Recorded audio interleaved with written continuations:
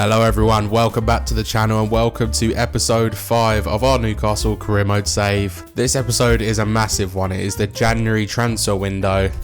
And like I said in the last episode, we do make some signings. So you'll be seeing us sign a few players in this episode. And the first guy we go for is left back Kieran Tierney from Arsenal.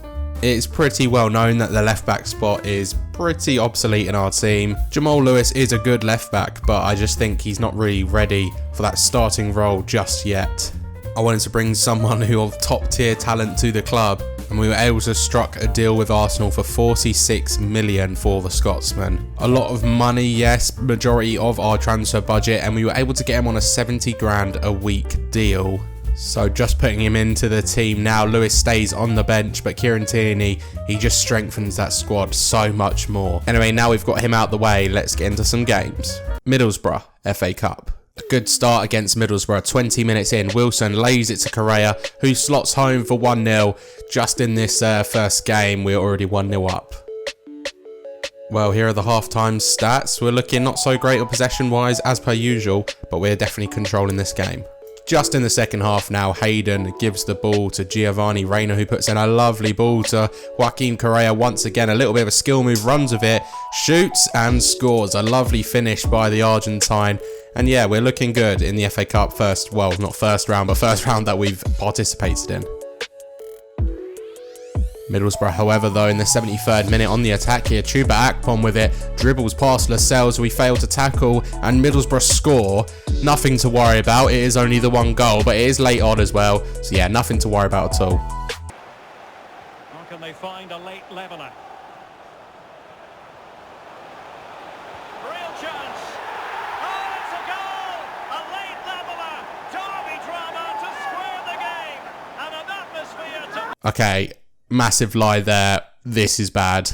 Nevertheless, though, the boys don't give up. 93 minutes in, only 1 minute left on the added time. Correa plays Wilson through. Brilliant turn by the Englishman. He's through one-on-one, shoots and scores. We're able to go through in this round. A late winner for us. Heartbreak for Middlesbrough. They did so well to battle it out till the end, but it's just not enough for our fantastic Newcastle side. Well, here are the full-time stats. Not much change between half-time and now, but that late winner was definitely needed from Callum Wilson. I don't think it's worrying, but I do think it's, you know, it's a bit of a strange one. You know, we're out of the EFL Cup now, so the FA Cup's our only hope of silverware, really. Spurs, Premier League. Well, Tottenham was a very weird one indeed at the Tottenham Hotspur Stadium. St. Maximin, though, 14 minutes in, plays the ball to Correa, who's in behind. We square it to Belotti, and he is able to put us up 1-0. A cheeky little goal to kick things off. Nevertheless, though, Tierney with it now. Bearing in mind, this is his debut. McTominay, the captain, passes to Correa. Lovely turn by Belotti, and it's 2-0. 27 minutes in. We're leading at Spurs as well. Well, minutes after that, McTominay gives the ball to Belotti, who gives it back to Scott McTominay, and he looking like he could score here. Runs through one-on-one with Lloris, and he puts the ball behind. And at 30 minutes in, at the Tottenham Hotspur Stadium, we're leading 3-0. Who would have thought that? Well, half-time stats, Tottenham haven't even had a shot on target, yet we've had 5. We've been very clinical indeed. In the second half here, though, here we are with Mazraoui. It was a brilliant tackle, and Almiron to take it for a run here as he's running up the pitch with speed, absolutely blitzing Sergio Reguilon for a bit of pace there, and Almiron looking like he could get through here. He shoots and just wide of the post. Oh, we have the ball here. McTominay plays St. Maximin in behind, similar to how Almiron was in behind, but St. Maximin this time around going to go one-on-one with Lloris, takes on the keeper and puts the ball fantastically in the back of the net. His fellow captain countryman Lloris is furious with that as he sips his tea. But what a goal by St. Maximin. Let's have another look at that. Look at this, taking the absolute mick out of the French captain and just backheels it in the back of the net. Tottenham, though, 90th minute, they do get themselves not an equaliser, sorry, they do get themselves a consolation goal, and Ndombele scores from around about 18 yards, and yeah, that is all Tottenham are going to get from this. So after winning that game against Spurs 4-1, having a look at the table here, we currently are still in 5th place. 1 point ahead of United and only 3 points behind Chelsea, so we're doing really well. In other transfer news though, we did sell Paul Dummett to Ajax for 4.75 million, meaning that 3.8 million will be coming our way. Wolves, Premier League. Well, after that obviously massive win against Tottenham, I wanted to keep that form coming into this Wolverhampton Wanderers game, and we do exactly that. Belotti early on inside the 10-minute mark scores another goal, and the Italian stallion is on fire. Well, once again, looking like in the second half here, we're going through. Correa gives it to Sanchez, who through balls Belotti, leaving Zagadou for a mug with his pace, and shoots and scores 2-0, and that is a brace for Andrea Belotti. Well, not only that is his brace, 20 goals now in the Premier League, and we're only halfway through the season. It is mental what he has achieved so far. We're not done though. Scott McTominay gives the ball to Correa, who lays it off to Belotti. Lovely through ball to Joaquin Correa, and the Argentine finishes it for 3-0. These two have an amazing partnership up top. Couldn't be more proud of the boys. Well, the full-time stats, there you go, 12 shots on target we had compared to Wolves' 1 shot on target. The game was always ours. More transfer news though in January, and we sell Javier Manquillo to Everton for 13.2 million. 11.5 million comes our way, and it is a nice amount of transfer budget to play around with. Burnley, Premier League. Well, the Burnley one was a bit of a weird one, to be honest with you.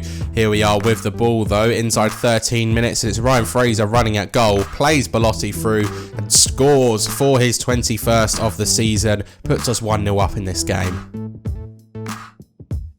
Well, on the attack again here, just after the half-time whistle went, Ryan Fraser once again, who's been superb in this game, runs through. It's saved by Nick Pope, and St. Maximin gets the rebound, puts us up 2-0.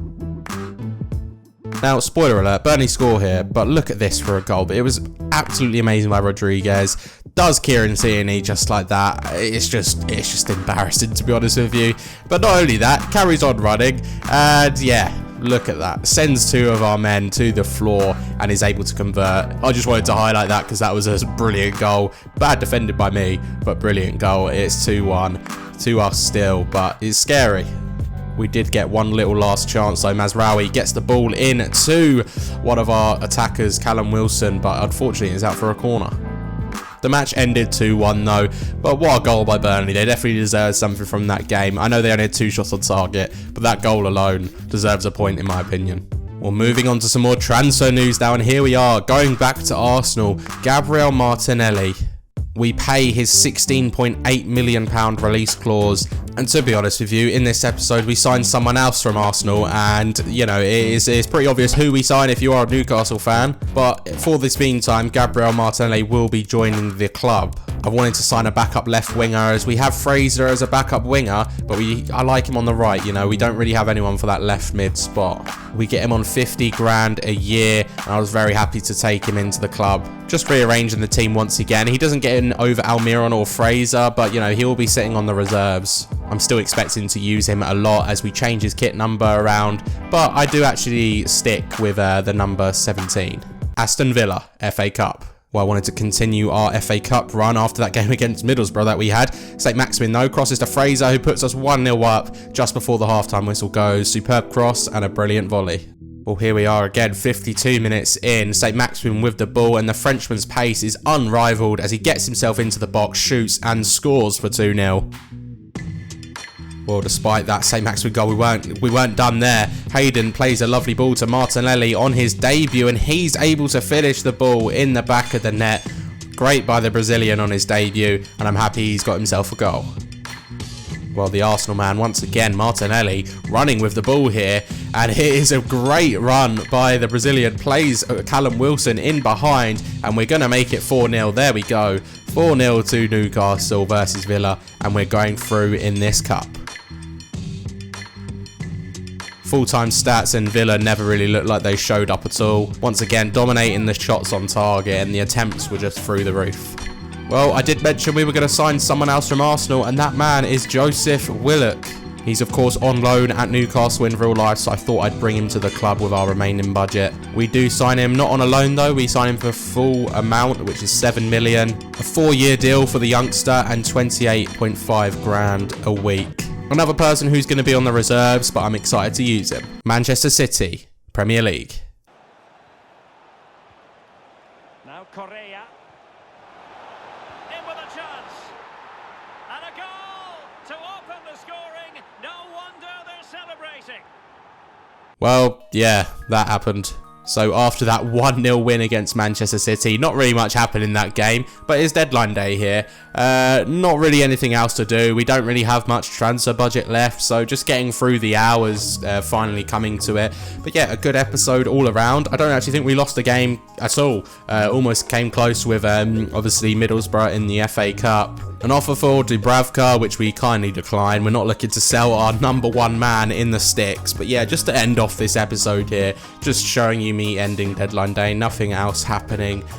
Seeing some crazy transfers going around though. Gomez moves to PSG, which is just incredible if you ask me. But just closing out on the final hour here. We done some business in January, signed 3 players from Arsenal, which is just beyond me. I wasn't planning to do that at all, but I just thought, you know, the players that I wanted to sign so happen to all play for Arsenal. But that will be the end of this episode, guys. We have completed January, signed 3 players, and we've had a great run of games. We now move up to 4th in the table, 1 point ahead of United still, but Chelsea have dropped down. We're 7 points behind Spurs, so 4th place, you know, Champions League spot. Is it unrealistic? Let me know. I think we can really push for it, but honestly, I think I'm happy with Europa League. I think with the additions we brought in though with Tierney, Martinelli and Willock, we can push for Champions League, but I'm going to aim for the stars and reach the moon. Anyway, if you have enjoyed, make sure you leave a like, rate and subscribe if you are new, and I'll see you in the next one.